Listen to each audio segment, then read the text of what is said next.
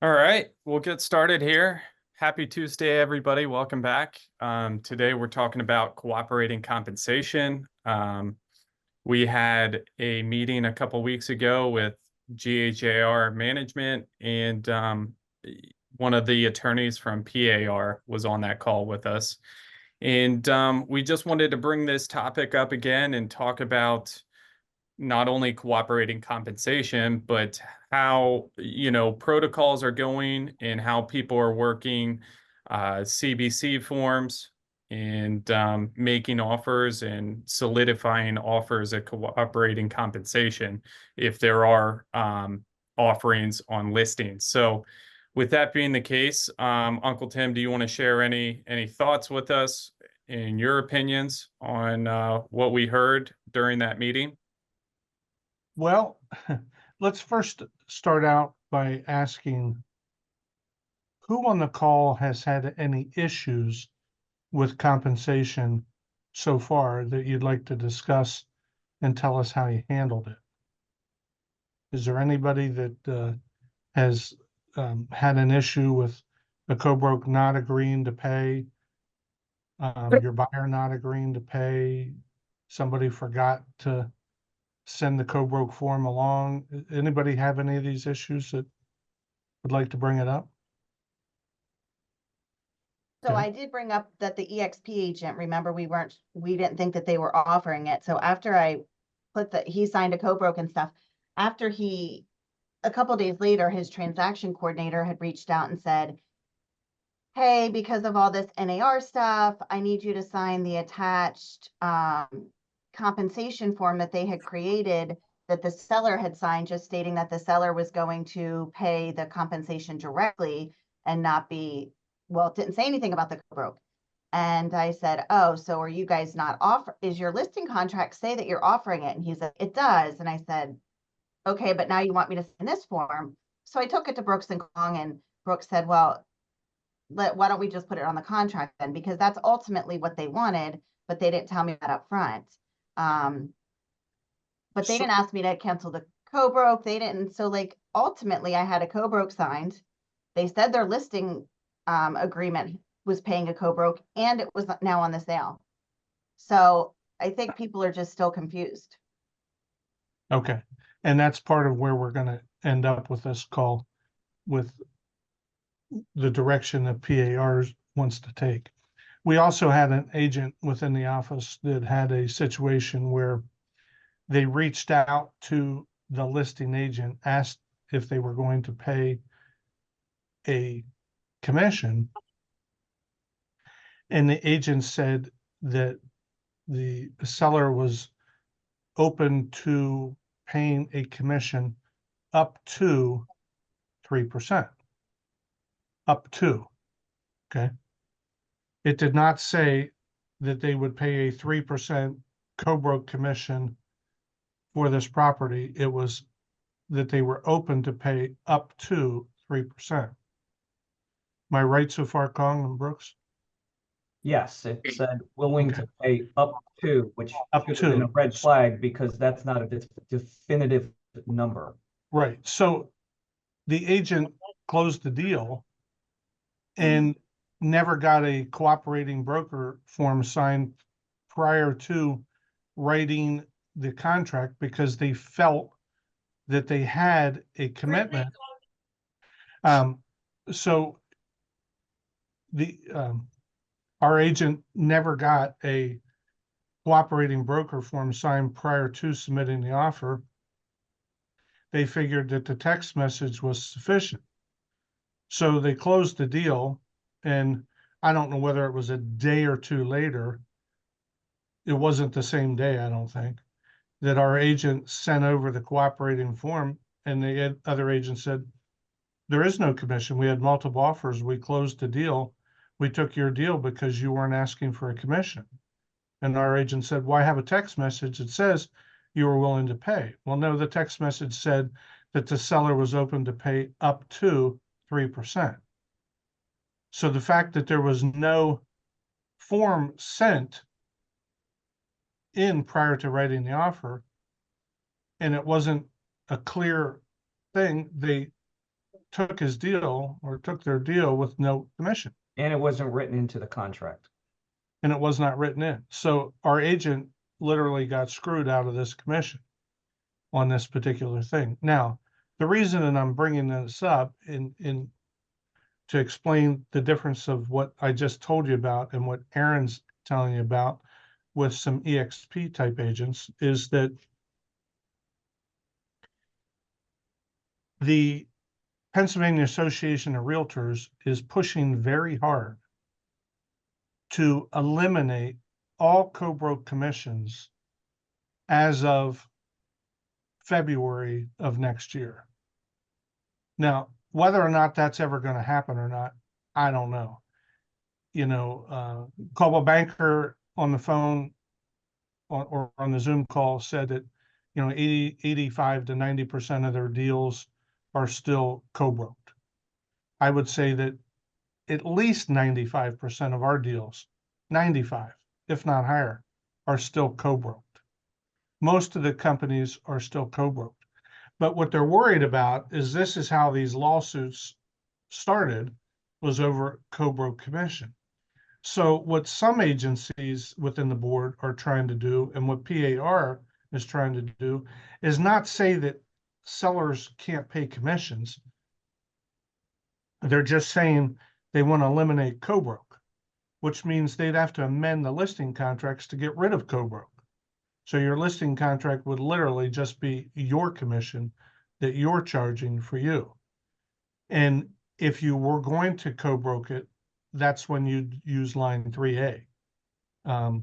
So 3A can be used in two different forms. One, if the co-broke agency's hypothetically willing to pay one donut and you have 3 in your buyer agency, you can ask for the additional donuts by putting that on line 3A, because it says in addition. The other way that you use line 3A is the Regina way, and that's because she taught us this, is that you can, if you don't have anything in writing specifically stating that they're willing to pay you a commission, whether it's email, text message, or co-broke form, for that property and a specific amount, then you have to put it on line 3A. So is there anybody at all that has any questions about what I just said, so that we don't have another agent, unfortunately, not get paid on this transaction? And we're not the only company that this is happening to.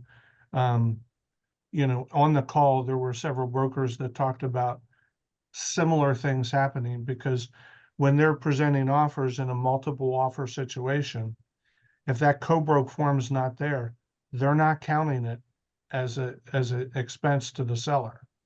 So is there anybody that has any questions to what I just said? Because we need to talk it out so that you understand it. Jim? Well, I just wanted to ask what the best practice would be if you're submitting an offer, send the co-broke form along with the paperwork, or put it on the contract, or do both. Is there any? The best practice if you're co-broking is to get a signed co-broke form from the agent prior to submitting an offer. Okay, not send it off unsigned with your signature on it. It's to get them to sign it first. That's the best practice. If they haven't sent you a signed co-broke form, if they've sent you an email or a text message saying, yes, I will pay a co-broke 3% for the property at 10 Primrose Lane with an acceptable offer. If you have something like that, that's prior to the thing.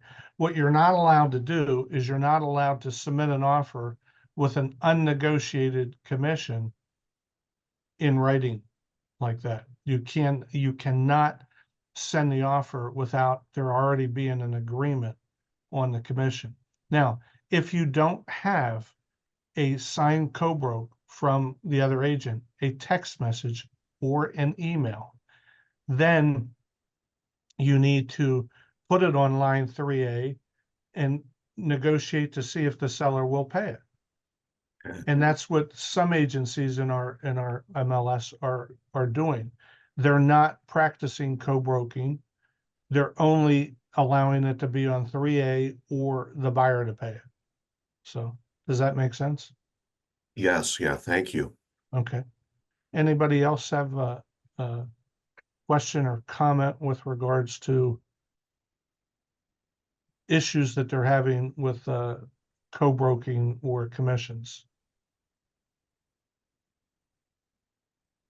Anybody have any questions about or comments about the way the Board of Realtors and the PAR is trying to push this to eliminating co-broke? Does anybody have a comment on that?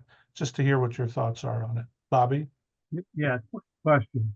With this change that they're talking about, does that mean that the listing agreement will also change as to whether or not a seller is paying a commission? They would have to change the listing agreement because the listing agreements are basically, we're going to list a property for X amount of percent plus an additional commission of blank.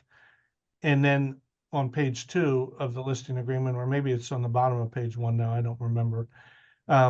It specifically goes into what we're willing to pay out to another agent. So that whole section would most likely be eliminated as part of a co-broke commission unless they reword it that it's not co-broked. So if you think about this, with all the settlements you've had over the years, when you got your commission, it would, let's just use Remax and GHAR, okay? It would show on the settlement sheet, 50% of the commission went to Remax and 50% of the commission went to GHAR. And on the settlement sheet, if you remember, it's all coming from the seller, okay? It's all coming from the seller, which is what line 3A does, is it comes from the seller. But in reality, it should have never been like that on our settlement sheets. Most likely, it should have been paid to the listing agency, and the listing agency should have written a check to the co-broke for the commission because the listing agency owns the commission. We're just agreeing with cooperating brokerage to give them half.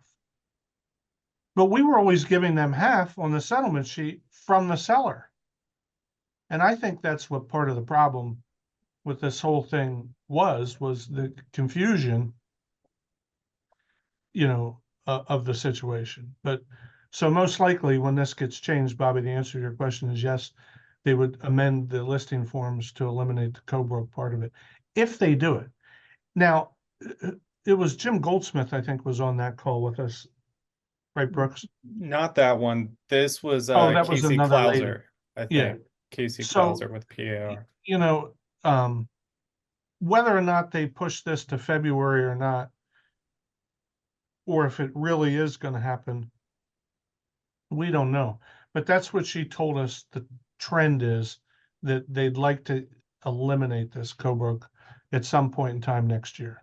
No, she did say that that's what they were originally thinking, and not to scare everybody, and maybe to give some hope for the situation. She said her feeling as of recent was that they might be pushing that timeline back because, the trend, like my uncle was saying, Caldwell Banker and us, with most of the industry is still practicing cooperating compensation.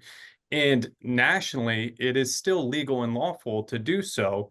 So PAR, they were trying to preemptively do this. However, with the industry still mainly doing cooperating compensation, it was her opinion and thought that maybe they will extend it out another year to at least get a feel for what the industry is doing and where things are going before they totally rewrite the forms yet again. So we're just going to have to kind of play it by ear and see how things go and adjust to the changes as they come. Right. Anybody have any comments on that or issues? Hey, Tim, can I chime in here a little bit? Absolutely.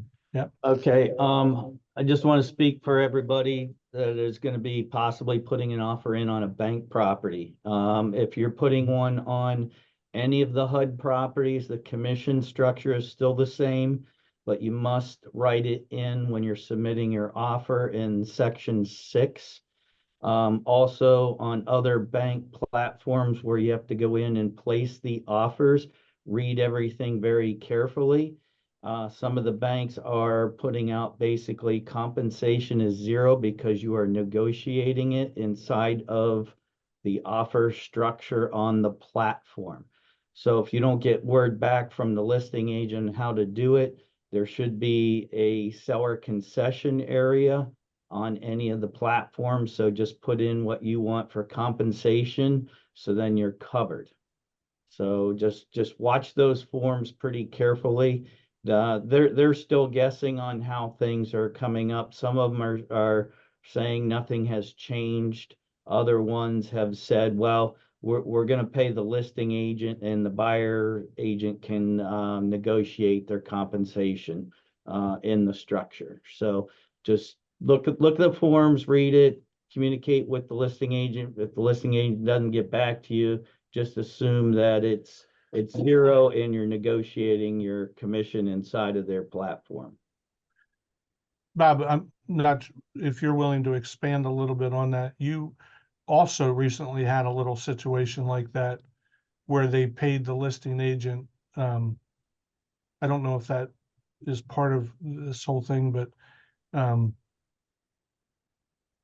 or you actually agreed to pay the listing agent or the buyer's agent an amount of money. Did you ever get that one resolved? Yeah, we had that one resolved. It was through an auction platform. The auction platform said 1%.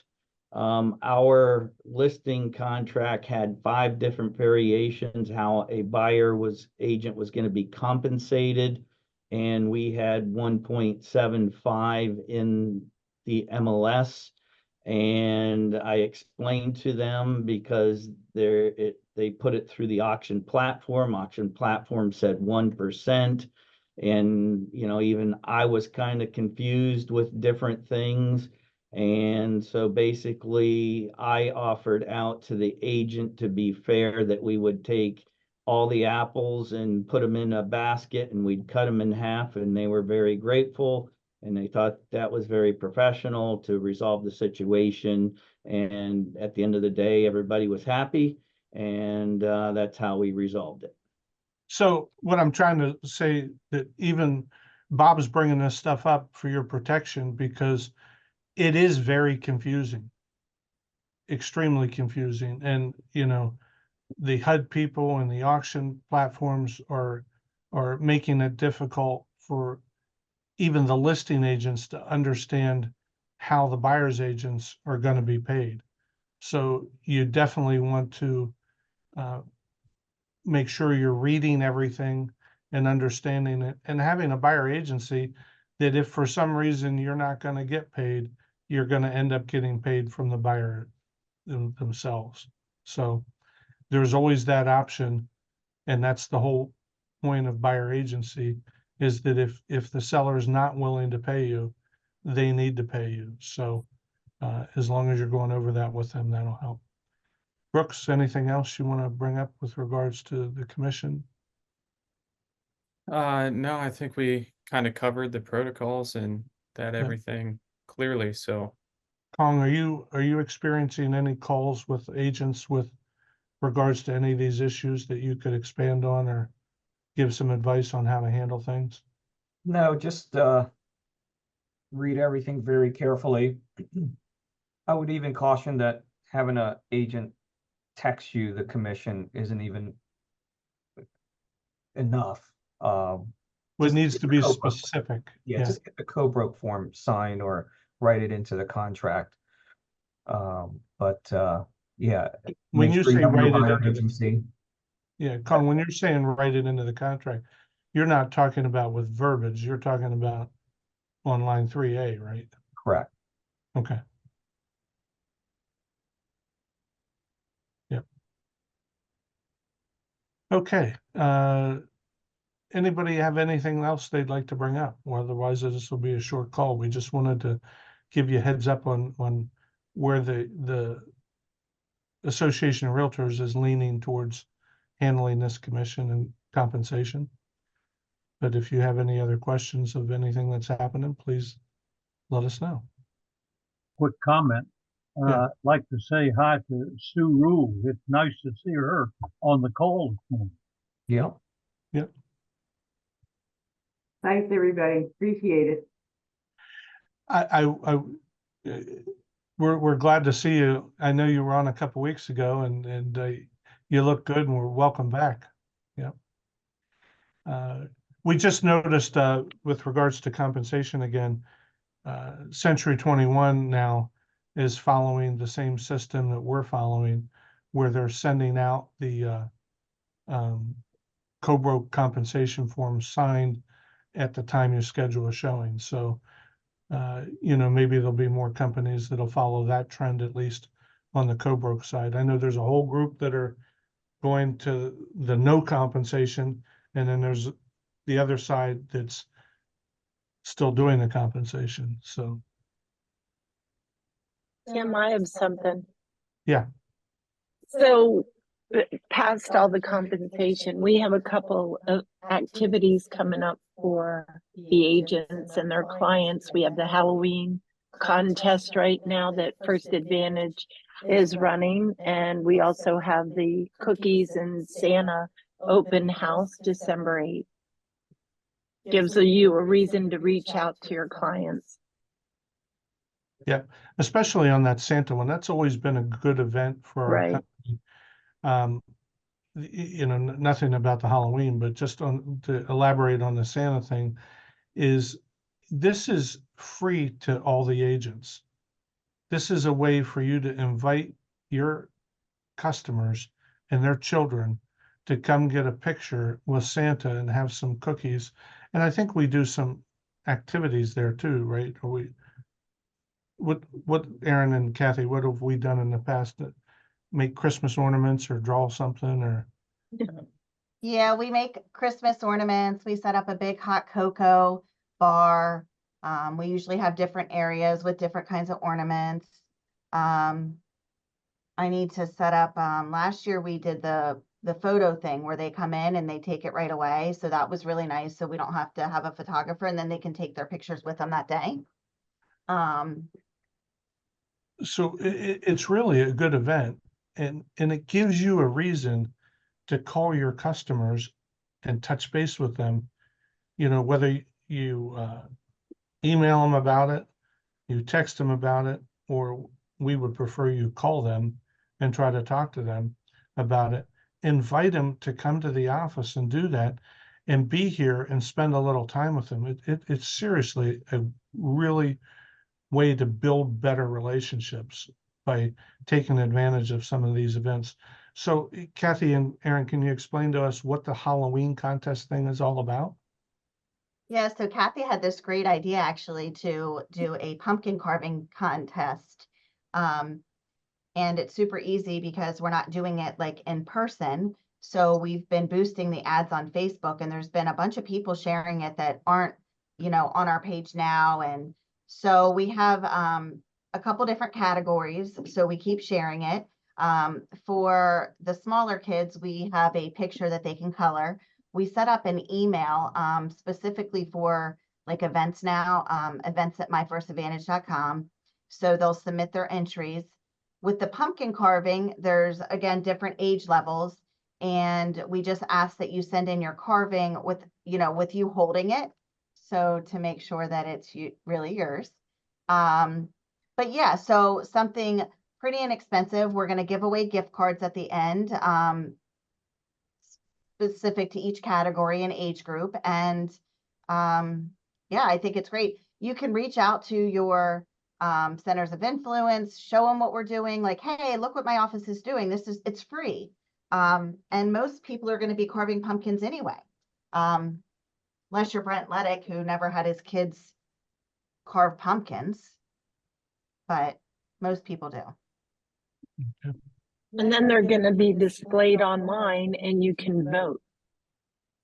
for the winner. Oh, right. So we're gonna do a vote on Facebook for the winner, and then we're gonna do a Office. people's choice and office vote. That way, it's not just a popularity contest either. So there's gonna be 2 prizes for each. So we're gonna send it out to the office and ask you to vote too, so that you can help us. Okay. Well, that's all I have. Dad, anything you'd like to say or contribute? We got to unmute you. You got to unmute. Can I ask a quick question while he's unmuting? Yes. Sanada and I have a co-list in Susquehanna School District. It's a 4-bedroom, 3.5 bath home. It's been on since August. We've dropped the price 25,000. A lot of houses in Susquehanna in that price range are sitting right now. Is anybody that could help us do some marketing or advertising? We'd like to promote the 3% co-broke on this property. And we have highly motivated sellers that need this property sold. Does anybody have any 2 cents or advice on how to Driftstone in Susquehanna? If you create a Facebook post on it, make it shareable, I'll share it on my pages too. Okay. And we want to promote the 3% commission. Yeah. And Maybe if anybody Brenda can has a help you. minute to reach out to me with any suggestions, we'd greatly appreciate. We need to get this place sold. Yeah, Aaron, Tracy, Thanks, guys. Tracy, we did have, Brenna and I worked on a price reduction post Sonata had asked us about. So we had done that and advertised it last night too. So Okay. Brenna will be tagging you in it, but we are sharing that too. So we did some pictures, price reduced, so things like that. I think what we'd like to do is go out to all the MLS realtors and do a 3% commission, and anybody have a suggestion on how to maybe do a mass email out for all realtors in the area to see if we can promote. I did a reverse prospecting last night. I think I came up with about 200 agents that have buyers in that price range. So I was going to go out and do something with all of them to see if I can help promote it, but just seeing if anybody had any other suggestions. We can try to market it. You know, the magic thing is, what's the price on it right now, Tracy? Sorry, we have it at 449.9. Okay. If it was 200 today, do you think you'd get offers on it? Oh my gosh, but yeah, Okay. I wish I could do that, but I can't. Right. But if it was 300, would you get offers on it? Oh yeah. Okay. How about 400? Probably. Okay, but you started to hesitate there. Well, you don't want to under market the property and then No, sell it. I understand. I'm just giving you everybody else's Right. property values. I'm just giving you the technique that our coaches at Mike Ferry used to give us, is you go to the ultimate extreme, that if it was at 200,000, would it sell today? Absolutely. Yeah. And you get to the point where even the agent starts to hesitate.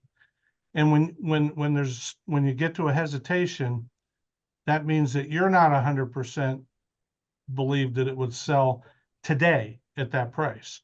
So the key is to try to get it at a price that's going to cause it to sell. And even though you reduced it, it might not be still at the right price. So I was just giving you just a little example of what we used to go through with our coaches as to if the marketing doesn't work, then it comes back to the price. And it just might need another bump. If you're not getting showings on it, then it's going to need another bump. So I have a question for everybody, because I feel like I have a bunch of listings priced appropriately and showings have been non-existent. Just wondering if anybody else with listings has seen low traffic. Are everybody waiting for their interest rates to drop again? The election? I don't know what's going on. Where are they at, Keith? And what price? Well, I mean, they're my mobile homes up in Halifax. I got one in New Bloomfield. That's why I say I know they're priced appropriately, because they've sold over the prices that I have them at. So, but I'm not getting any showings. Right. And anyone?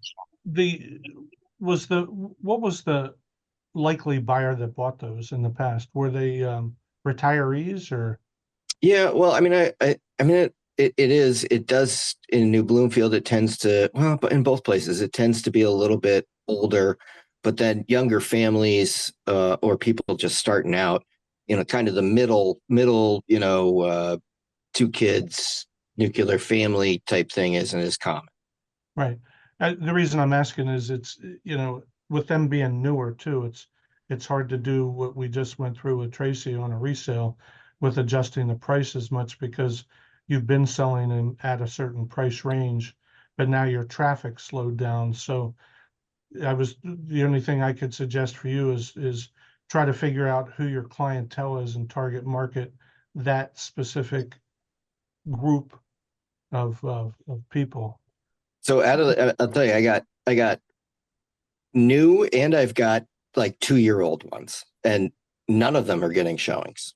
Okay. So it's that's why I'm asking, is because out of those 7 houses that I have between the two, I don't know that I've had a showing in 10 days, and that's crazy to me. Is there any, now I will say this, the bulletin or the last week's number of sales has definitely slowed up in the last week, and you're saying you haven't had many showings in 10 days. Is there anybody else experiencing any listings sitting for a while now that aren't going?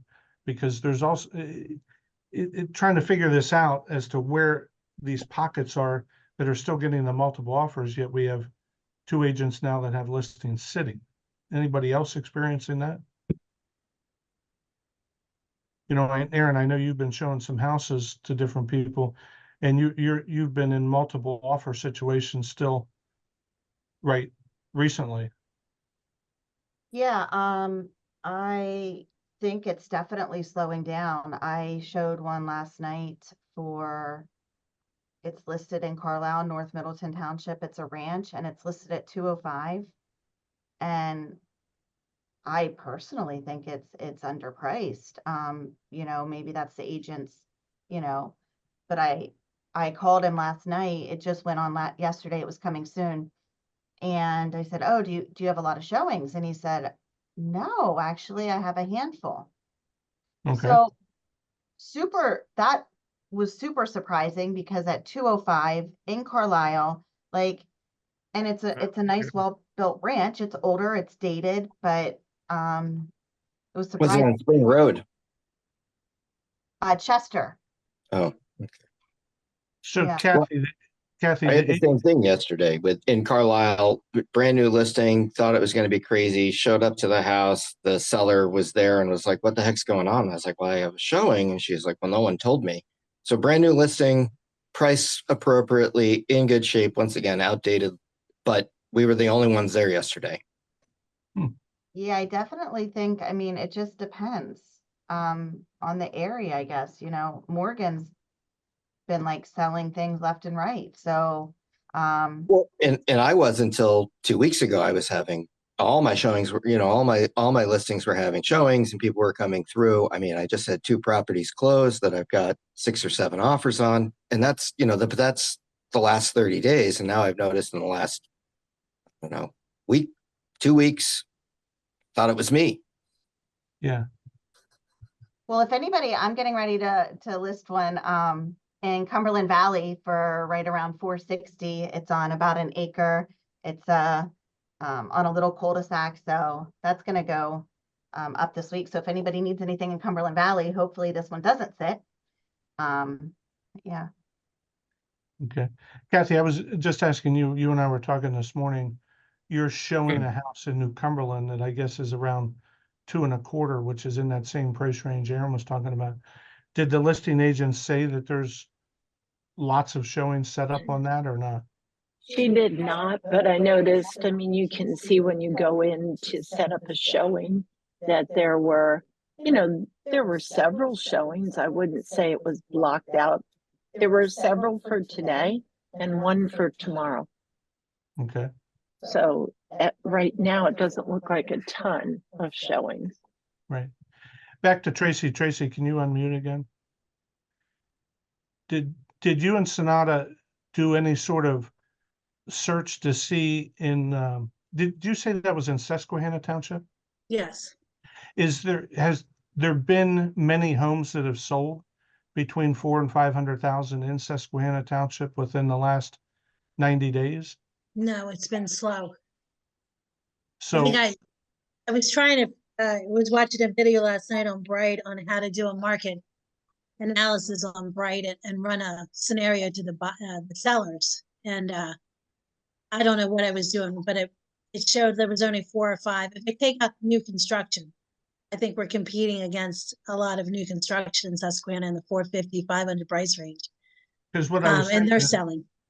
maybe if you came in with Kong and you guys really did an analysis of what's happening in different price ranges in Susquehanna Township to try to be able to then go back to the seller and say to them, here's what's happening between 300,000 and 400,000 in Susquehanna Township. Here's what's happening between 400,000 and 500,000 in Susquehanna Township. Here's what's happening in the new homes that are built, 2023 and forward, just to try to really get a better understanding of the market and why things or what ranges are not selling, which would all lead to then needing to adjust the price again to try to get it to move. Okay. But let's start off by getting a Facebook post. Aaron, you said there's one that we can look on and tag ourselves or share it. Yeah, I think Brenna shared it last night. I'll see if she shared it last night. If not, she'll do it this morning. But yeah, we created one just we can share it and get it out to everybody on. Does it have about the 3% on there? No, but we can put it on there since it's a advertisement, correct, Brooks? Yeah, on Facebook, anything that doesn't have a link. Yeah, and it to the MLS. wasn't created from the MLS, so we can add 3% buyer agent commission on that. Any help is appreciated, guys. Keep it in mind, okay? Thank All you right, so thanks. much. All right, anybody else have anything? Dad, your closing remarks? Anything you want to add to the call? Oh, okay. Yeah, just remember this on this stuff that you're now talking about and these commissions. Please, the office pay strict attention. Everybody's messing with our paychecks. We need to be interested in this to the point where it's that we're looking at it every day from a daily basis for us, because it's our paycheck that is being affected by this two-tier system that they're now trying to work. So please be interested in this the whole way through. And in addition to that, the only other thing I can say about the last 15 days is, remember, we had 8 or 9 straight days of rain. Showings are going to be down. That's a good point, Tim. Thank you. Yep, And it was bad. Yeah, yeah, just a fact. could be. Don't overanalyze. Thank you. Yep. All right, Brooksy. Yeah, one last quick thing I want to add. If you guys ever find yourself in question or doubt about what you should be doing, that broker policies and best practice that I put together and sent out to you guys, that's a great cheat sheet and really encompasses kind of everything we talked about as far as protocols go here today. But additionally, call Tim, myself, Kong, any one of us. We're here to help you any way we can, and Why don't we put go you in the back right over that? direction. Why don't we go back over that in public next week? Okay, I think it'd be a great practice for us. We The can policy procedure. Yeah. Yep. We can certainly go back over that document and talk about what's in it. Yep. Okay. All right. Thank you, everybody. We'll see you next week. See you guys. Yep.